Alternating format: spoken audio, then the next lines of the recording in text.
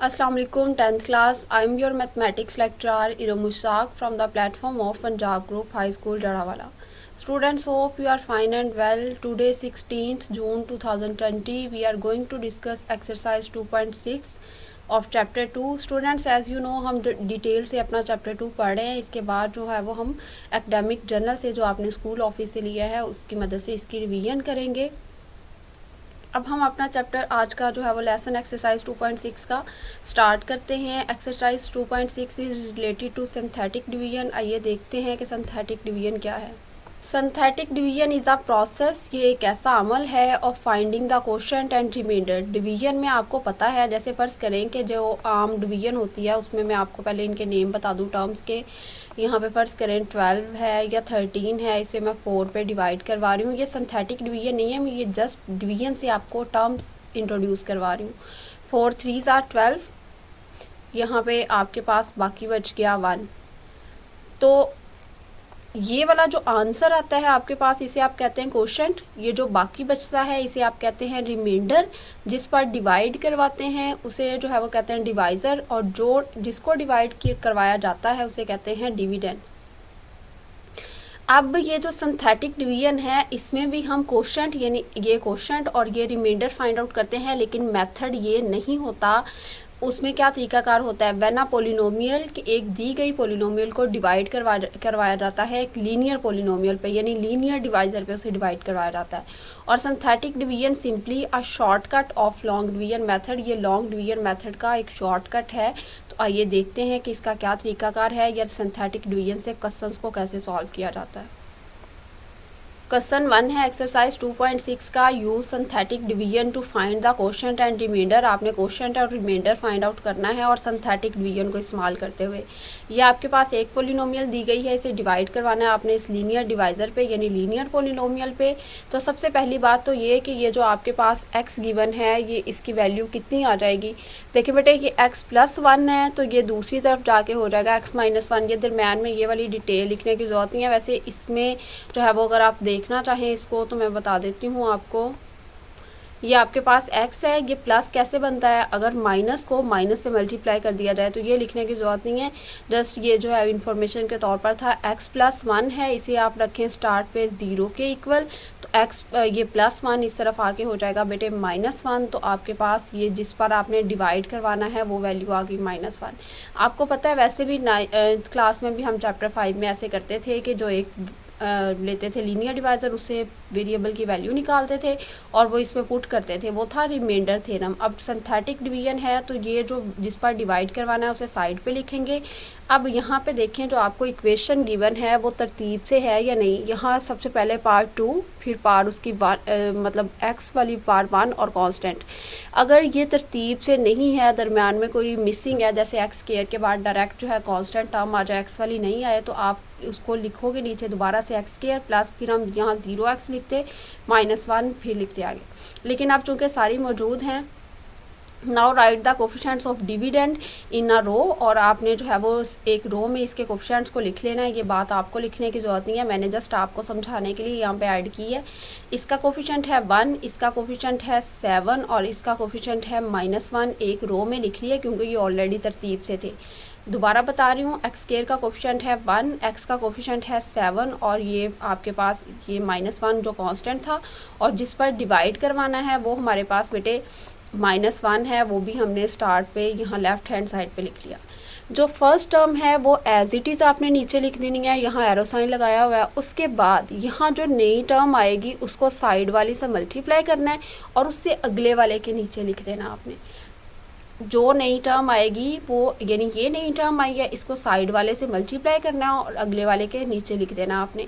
तो यहाँ पे आया है 1 को -1 से मल्टीप्लाई करेंगे, ये हो गया -1. यहाँ मल्टीप्लाई करना है और यहाँ सिंपली इनको सॉल्व करना है. यानी अगर माइनस का हो रहा है तो माइनस कर देंगे, प्लस हो रहा है तो प्लस कर देंगे. प्लस माइनस माइनस, तो 7 में से 1 जाएंगे 6 और ग्रेटर वैल्यू का साइन. अब नई वैल्यू ये है. अब फिर इसको साइड वाली से मल्टीप्लाई करना है -1 से और अगले वाले के नीचे लिख देना. अगले वाला है -1, उसके नीचे -6 लिख दिया.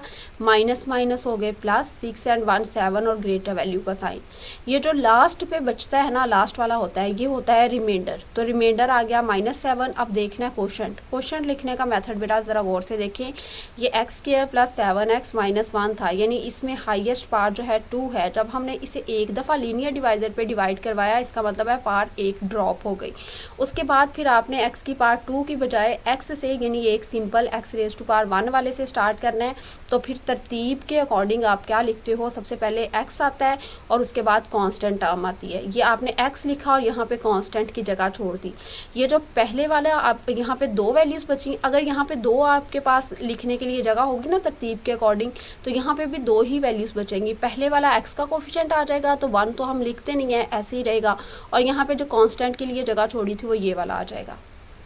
सेकंड क्वेश्चन से इसको दोबारा से रिपीट कर लेंगे एक दफ़ा। अब इसका सेकंड पार्ट है 4x cube minus 5x plus 15। अब देखें ज़रा यहाँ पे तरतीब के अकॉर्डिंग पहले क्यूब वाली टर्म है, जहाँ से शुरू हो रहा है उससे पिछले वाले से हमें गर्ज नहीं है, यानी यहाँ पे क्यूब वाला नहीं था तो हमने नहीं लिखा। यहाँ क्यूब से स्टार्ट हो रहा है, उसके बाद एक्स स्क्वायर होना चाहिए, वो नहीं है, तो ये देखें यहाँ नीचे दोबारा से लिखा है 0x स्क्वायर, यानी उसको आप प्लस के लिख लिया करें, हो तो वो 0 ही जाता है। उसके बाद आपके पास ये -5x प्लस 15। अब तरतीब बिल्कुल ठीक हो गई है। अब ये जो x प्लस 3 है इसको डायरेक्ट आप यहाँ पे 0 के इक्वल रख दें, तो x प्लस 3 को 0 के इक्वल रखेंगे तो ये जो x की वैल्यू है ये 3 आ जाएगी। ये a क्यों लिखा है, यानी ये इस वजह से लिखा है जिस पर हमने डिवाइड करवाना है उसे। आप इसको x भी लिख सकते हैं यहाँ पे, उससे कोई फ़र्क नहीं पड़ेगा। यहाँ पे भी आप इसको x भी लिख सकते हैं। और ये 2 लाइंस आपने दोबारा से नहीं ऐड करनी, सिर्फ मैंने आप लोगों को बताने के लिए लिखी हैं कि कोफिशिएंट्स लिखने हैं एक तरतीब से। अब ये जो नई वाली तरतीब के अकॉर्डिंग है उसके कोफिशिएंट्स लिखने हैं आपने। 4 लिखेंगे, फिर 0 लिखेंगे, फिर -5 लिखेंगे और 15 लिखेंगे। ये बेटे थोड़े थोड़े से गैप पे लिखेंगे। उसके बाद ये जो x की वैल्यू आई है -3, ये आपने लिखनी है यहाँ पे।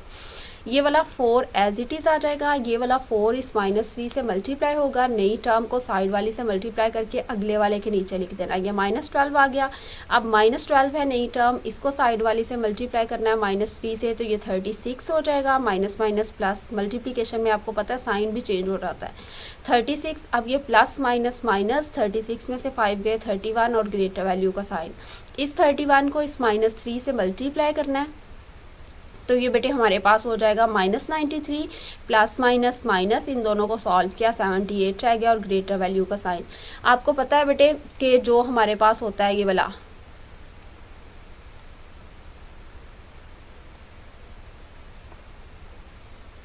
ये जो लास्ट वाली टर्म हमारे पास बची है इसे हम रिमाइंडर कहते हैं। ये रिमाइंडर आ जाएगा -78। अब क्वेश्चन लिखने का तरीकाकार, क्वेश्चन किसका लिख रहे हैं, इसी पोलिनोमियल का लिख रहे हैं, इसलिए क्यू ऑफ एक्स लिखा हुआ है।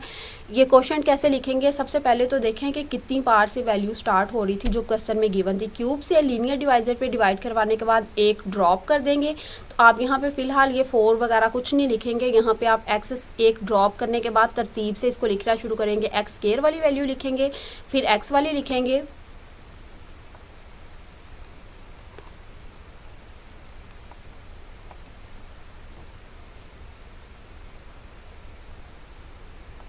उसके बाद आपने कांस्टेंट वैल्यू लिखनी है। एक्स स्क्वायर वाली लिखी, फिर एक्स वाली लिखी और कांस्टेंट, यानी इधर से एक डिग्री ड्रॉप करने के बाद आपने एक पैटर्न बना लिया। उसके बाद पहले वाले वैल्यू पहले एक्स स्क्वायर के कोफिशिएंट्स के साथ आ जाएगी, दूसरे वाली वैल्यू दूसरे के साथ आ जाएगी और कांस्टेंट यहाँ पे आ जाएगी। तो ये आपके पास कोफिशिएंट और रिमाइंडर आ गए हैं। पहले क्वेश्चन के 2 पार्ट्स मैंने करवा दिए हैं, तीसरा बेटे आपने खुद करना है। नेक्स्ट हमारे पास है क्वेश्चन नंबर 2। तो क्वेश्चन नंबर 2 में है find the value of H की वैल्यू फाइंड आउट करनी है यूजिंग सिंथेटिक डिवीजन इस्तेमाल करते हुए। और उसके बाद वो कह रहे हैं कि 1 जो है 0 है ऑफ पॉलिनोमियल। 0 या फैक्टर होने का एक ही मतलब है कि रिमाइंडर इसका ख़त्म हो जाएगा, यानी 0 हो जाएगा। अब आपके पास है x cube minus 2h x square plus 11। तो आपने बेटे सबसे पहले देखें तरतीब है यहाँ पे एक्स स्क्वायर क्यूब वाली टर्म है, फिर एक्स स्क्वायर वाली है, फिर एक्स वाली नहीं है, तो ये देखें यहाँ पे 0x लिख दिया उसकी जगह पे, और उसके बाद 11 आ गया। और आप 1 है इसका जो है वो 0, तो डायरेक्ट 1 पे इसे डिवाइड करवा देना है। तरतीब से लिखा, एक्स क्यूब का कोफिशिएंट है 1, एक्स स्क्वायर का कोफिशिएंट है -2h, एक्स का कोफिशिएंट है 0 और उसके बाद कांस्टेंट टर्म 1 पे डिवाइड करवाया। मेथड वही है कि ये एज इट इज़ आ जाएगा। अब इसको इससे मल्टीप्लाई करेंगे, ये 1 हो जाएगा, ये आपस में नहीं सॉल्व होते, ये आंसर आ जाएगा 1 - 2h। उसके बाद फिर ये नई टर्म आ गई है, इसे आपने 1 से मल्टीप्लाई करवाना है, वो फिर 1 - 2h रहेगा। 0 के साथ उसे ऐड या सब्ट्रैक्ट कर रहे हैं इसलिए ख़त्म नहीं होना, मल्टीप्लिकेशन में ख़त्म होता है वो। तो ये आपके पास हो जाएगा 1 - 2h, फिर इसे 1 से मल्टीप्लाई करवाएंगे, ये हो जाएगा 1 - 2h। जो -2h है वो एज इट इज़ रहेगा। ये दोनों आपके पास कांस्टेंट हैं, तो कांस्टेंट आपस में सॉल्व हो जाते हैं, दोनों ही प्लस के हैं, तो ये 11 और 1 12 हो जाएगा प्लस का। उसके बाद आपके पास जो है ये जो लास्ट वाली टर्म होती है वो रिमाइंडर होती है। अब हमने कहा था कि स्टार्ट पे क्वेश्चन था कि 1 जो है इसका 0 है, यानी रिमाइंडर को 0 के इक्वल होना चाहिए। तो जो रिमाइंडर आया है, since 1 is the 0 of the polynomial, so remainder is 0, तो जो रिमाइंडर है 12 - 2h उसे 0 के इक्वल रखा। -2h इस तरफ आके +2h हो गया, और ये 12 इधर ही है, ये 2 इधर डिवाइड हो रहा है, मल्टीप्लाई हो रहा है, 12 के साथ जाके डिवाइड होगा, तो 2 6 और 12 h की वैल्यू आ गई। सिंपली आपने इसकी तरतीब चेक करनी है, अगर कोई जो है वो उस सीक्वेंस के अकॉर्डिंग कोई वैल्यू मिसिंग है उसको 0 के साथ लगा दें, और उसके बाद आपने इनको एक रो में लिखना है, फिर आपने इसको डिवाइड करवाना है जो गिवन आपके पास नंबर है उस पर, और जो रिमाइंडर बचता है उसको आपने 0 के इक्वल लिख लेना है, क्योंकि उन्होंने कहा है कि ये इसका 0 है। वर्ड 0 आ जाए या वर्ड फैक्टर आ जाए तो सेम तरीके से आपने इसे सॉल्व करना है। नेक्स्ट हमारे पास क्वेश्चन नंबर 2 का थर्ड पार्ट है, find the value of h। इसमें भी हमने h की वैल्यू फाइंड आउट करनी है। कैसे करनी है? Using synthetic division. अब इसमें -1 है और है वो इसका 0 हुई, यानी ये भी इसको पूरा डिवाइड करवा देगा। सेम वही मेथड, तर सीक्वेंस चेक करेंगे इसका। सीक्वेंस के बाद सिंथेटिक डिवीजन, जो लास्ट में रिमाइंडर आएगा उसे 0 के इक्वल रखेंगे और h की वैल्यू आ जाएगी 2x³ + 5hx, यानी कि अब x² वाला फैक्टर इसमें मौजूद नहीं है, तो 2x³ x² की जगह पे 0x² आ जाएगा, फिर + 5hx - 23। -1 इसका 0 है, तो इसलिए इसको डिवाइड करवाएंगे सिंथेटिक डिवीजन से। 2 आ जाएगा सबसे पहले इसका कोफिशिएंट है 0, यहाँ पे 5h और -23, ये एक रो में थोड़े गैप के साथ लिख लिया आपने, और ये बेटे एक ही रो में लास्ट में लिखना है आपने। -1 ये वाला पहले वाली टर्म एज इट इज़ आ जाती है, फिर इस नई टर्म को इस साइड वाली से मल्टीप्लाई करवाते हैं, ये -2 हो जाएगा और अगले वाले के नीचे लिख देंगे 0 और -2 ही आ जाएगा। फिर इस -2 को इस -1 से नई टर्म को हर दफ़ा करवाते हैं ना हम, तो -2 -1 से मल्टीप्लाई होगा, ये 2 हो जाएगा। 5h और 2 दोनों नहीं सॉल्व होते क्योंकि एक वेरिएबल वाला दूसरा वैसे ही है, ये एज इट इज़ आ जाएगा। अब इस 5h + 2 को इससे मल्टीप्लाई करेंगे -1 से, ही हो जाएगा -5h - 2। अब ये -5h तो एज इट इज़ आ जाएगा, और -23 और -2 दोनों माइनस प्लस हो गए, 23 और 2 25, और ऐड और सब्ट्रैक्ट करते वक्त साइन हम ग्रेटर वैल्यू का लगाते हैं तो माइनस आ जाएगा। चूँकि उन्होंने कहा था कि -1 इसका 0 है, तो -1 पर डिवाइड करवाने से जो आंसर रिमाइंडर आया उसको हमने किसके इक्वल रखना है? रिमाइंडर ये है -5h - 25, इसको हमने 0 के इक्वल रखना है, तो -5h - 25 = 0। ये -5h है आपके पास, ये -25 इस तरफ आके जो है वो +25 हो जाएगा। उसके बाद ये -5 इधर मल्टीप्लाई हो रहा है h के साथ, इस तरफ आके डिवाइड होगा, माइनस से ये यहाँ पे प्लस माइनस हो जाएगा, और 5 5 = 25, h की वैल्यू आ जाएगी -5। तो इस तरीके से आपने जो है ये दोनों इसके h की वैल्यू फाइंड आउट की है। दोनों पार्ट्स में सेम मेथड से सिंथेटिक डिवीजन की होप्स हो कि इतने क्वेश्चंस करने के बाद जब आप इनको ध्यान से समझेंगे तो आपको इंशाल्लाह ज़रूर समझ आ जाएगी। अब हम इसका नेक्स्ट क्वेश्चन करते हैं।